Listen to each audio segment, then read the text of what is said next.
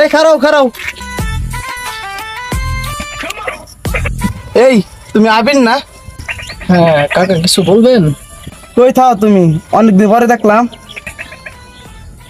কাকা ঢাকায় থাকি, আপনাদের দোয়ায় অনেক ভালোই আছি।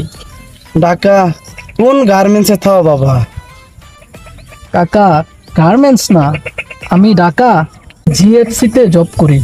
বাবা জিএফসি কি? কাকা এটা গোল্ড ফরেন কোম্পানি। বাবা বেতন কত? কাকা খুব কম, 70,000। তলমার জামাই সরকারি 4টা শ্রেণী চাকরি করে, 14,000 টাকা বেতন। একটা বছর পরে বিয়া দিলে তো আবির সাথে বিয়াটা দিয়ে হইতাম। কি ব্যাপার কাকা, হা করে আছেন কেন? না বাবা কিছু না। আচ্ছা কাকা, আসি তাহলে। কি বললা করলাম।